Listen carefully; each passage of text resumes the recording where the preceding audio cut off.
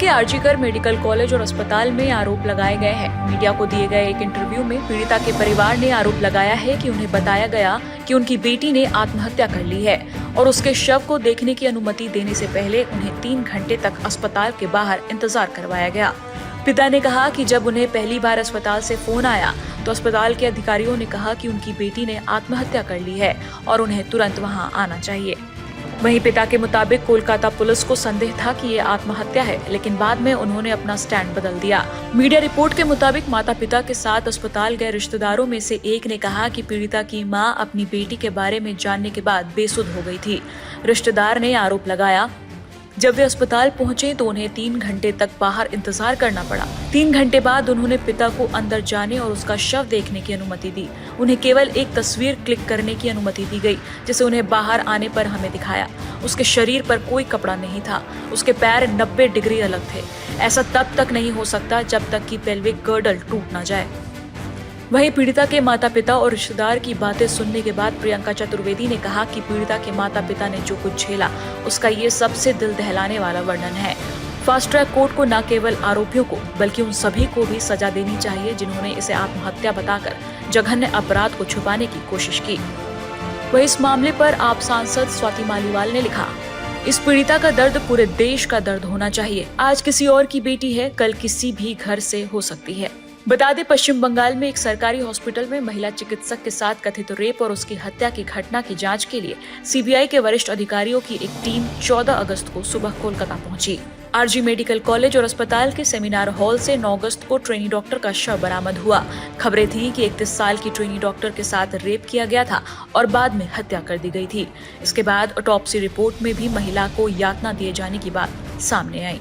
वो बहुत ही करप्टेड आदमी है। वो आरजीकर मेडिकल कॉलेज में स्टूडेंट लोगों को फेल कराना, टेंडर ऑर्डर देकर के 20% कमीशन लेना और ये हॉस्टल वगैरह अलॉटमेंट में पैसा लेना और स्टाफ सिलेक्शन कमीशन, मतलब आरजीकर में जो भी काम होता था, पोस्टिंग हो, ट्रांसफर हो, हाउस स्टाफशिप हो, सब जगह वो पैसा खाते थे। सिर्फ यही नहीं, गेस्ट हाउस में जूनियर जो स्टूडेंट है उन लोगों को बैठ करके शराब वगैरह पिलाते थे और उन स्टूडेंट लोगों से आंदोलन भी करवाते थे। मतलब एक माफिया राजा बोल सकते हैं। मैंने अपनी पूरे कैरियर में इतना गंदा इंसान नहीं देखा। और वो खुद उनकी सिक्योरिटी के लिए 20 आदमी था प्लस 4 आदमी बाउंसर को लेके चलते थे। हमने तो फिल्म स्टार को देखा बाउंसर लेके चलते हुए, किसी प्रिंसिपल को अपनी जिंदगी में नहीं देखा। बहुत प्रभावशाली है आपको क्या? हाँ बिल्कुल, इन्फ्लुएंशियल पावरफुल है, क्योंकि मैंने उनके अगेंस्ट में कंप्लेन किया था। मैं 2023 साल जुलाई में मैंने कंप्लेन किया था। Vigilance commission, anti corruption bureau, Shastri भवन हेडक्वार्टर में भी उनका ट्रांसफर भी हुआ था, लेकिन वो ट्रांसफर ऑर्डर फिर कुछ ही दिनों में रिवॉक हो गया। उनको फिर प्रिंसिपल पोस्ट पे ही दे दिया गया।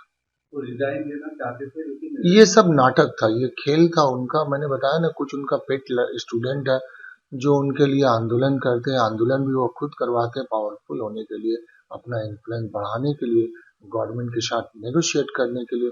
इसके पहले एक आंदोलन 1 महीना के ऊपर चला, तो वो सब एक मास्टरमाइंड उनका प्लान है। ये भी उनका एक प्लान था, ये आई वश और कुछ नहीं। और फिर जो है 8 घंटे के अंदर उनको नेशनल मेडिकल कॉलेज का प्रिंसिपल पोस्ट दिया गया। और मैं बहुत शुक्रगुजार हूँ ऑनरेबल हाई कोर्ट का, जिसने उनको कंपलसरी लीव में जाने के लिए कहा। देखिए, बहुत देर कर रहे हैं माननीय मुख्यमंत्री। अगर उनको सीबीआई इंक्वायरी करनी है तो बहुत जल्दी देना चाहिए, क्योंकि जो सराउंडिंग्स में प्रूफ रहते हैं वो प्रूफ ज़्यादा दिन तक नहीं रहते। जैसा डॉक्टर साहब ने बताया कि पेशेंट पर जो असर वाली बात है, एज अ डॉक्टर हमने भी हिपोक्रेट्स का ओथ लिया है कि हम पेशेंट केयर के साथ कॉम्प्रोमाइज़ नहीं करना चाहते। मजबूरन आप मानिए, आप मीडिया कर्मी, अगर आपके साथ इस तरह की आपके किसी मीडिया कर्मी के साथ हो जाए तो आपके साथ किस तरह का एजिटेशन होगा। ब्यूरोक्रेट्स के साथ इस तरह का कुछ व्यवहार होता है तो उनका किस तरह का एजिटेशन होगा। एज अ मेडिकल फ्रेटर्निटी के रिप्रेजेंटेटिव्स, ये हमारी ड्यूटी बनती है कि हमारे जो साथी मेडिकल डॉक्टर्स हैं उनकी प्रोटेक्शन की जो बेयर मिनिमम रिक्वायरमेंट्स है वो हम पूरी करें और उसकी मांग रखें। पूरी नहीं हो पा रही है। कुछ दिन पहले जीटीबी में भी इस तरह के इंसिडेंट हुए थे, हमने उस टाइम पर भी अपनी मांग उठाई थी, उस पर कुछ जो है कदम भी उठाए गए। लेकिन जो इस तरह की ब्रूटैलिटी है कि रेप तक बात चलेगी, मर्डर तक बात चलेगी, ये बहुत शर्मनाक है और दर्दनाक है। मतलब हम पूरा जो रेजिडेंट समुदाय है दहशत में है इस वजह से। हमने हेल्थ सेक्रेटरी से मुलाकात भी की है, लेकिन जब तक हमें रिटर्न में एश्योरेंस नहीं आ जाता, तब तक हम अपनी मांगों पर अड़े रहेंगे। देखिए, जो घटना हुई है बहुत ही ज़्यादा निंदनीय है। ऐसा आज तक के कभी डॉक्टरी के इतिहास में इंडिया में कहीं नहीं हुआ कि किसी ऑन ड्यूटी डॉक्टर का रेप हुआ और मर्डर हुआ। और हमें लगता है कि ये चीज़ जो है, इसको निंदा जो है हर डॉक्टर को, हर उस इंसान को जो डॉक्टरी से जिसका कभी ना कभी लेना देना रहा है, जो मरीज रहा है, कुछ भी है किसी के परिवार में, उसको निंदा करनी चाहिए। हमने कल इसके रिगार्डिंग एक नेशनल स्ट्राइक का एक नोटिस निकाला था फोडा के तहत। उसमें 4-5 डिमांड्स रखी थी। हम अभी भी उन डिमांड्स के साथ खड़े हैं। अगर वो डिमांड्स मानी जाएंगी, उन पे कुछ एड्रेस करा जाएगा, तो we will call off this strike. We don't want the patients to suffer. इसीलिए हमने अभी इमरजेंसी सेवाओं को बाधित नहीं किया है और वहाँ पे डॉक्टर्स की संख्या को बढ़ाया है।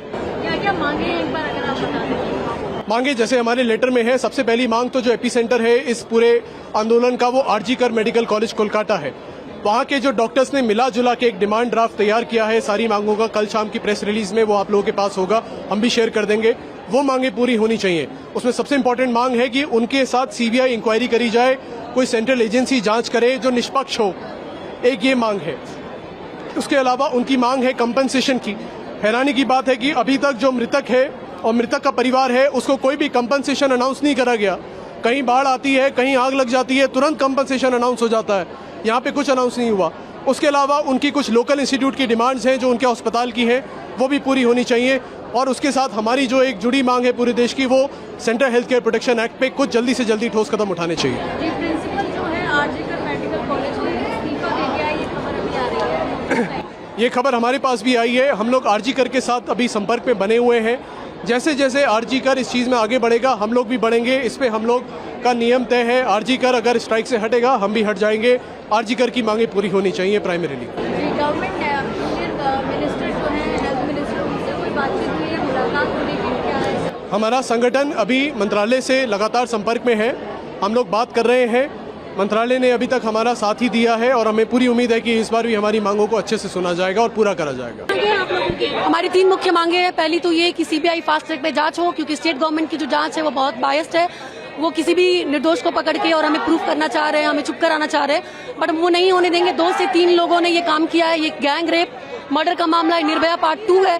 जब तक सीबीआई जांच नहीं होती, हम नहीं सुनेंगे। दूसरी मांग ये कि आरजी कर की जो इनसेंसिबल अथॉरिटीज है, जो इस तरह के स्टेटमेंट दे रहे हैं कि लड़की रात को क्या कर रही थी अकेले, जबकि वो डॉक्टर ड्यूटी रूम में ऐसी घटना हुई है, ऐसी दरिंदगी की घटना हुई है, तो सीबीआई जांच, आरजी कर अथॉरिटीज को परमानेंटली हटाया जाए। और तीसरी, सेंट्रल प्रोटेक्शन एक्ट जो कि डॉक्टर्स के सिक्योरिटी का एक्ट है, वो हर एक अस्पताल में ऑल ओवर इंडिया लागू की जाए। ने जो है कॉलेज के ने रिजाइन कर दिया था कि उन्हें डीफेम किया जा रहा है, जिसमें डॉक्टर की मौत हुई है, बच्चे की जा रही है, क्या कहेंगे इस पर? नहीं, ऐसा नहीं है। शुरुआत में तो उस चीज़ को तो मतलब डॉक्टर साहब को तो जो उनका डेथ हुआ है, उनको तो बताया गया कि साइकोसिस हैं।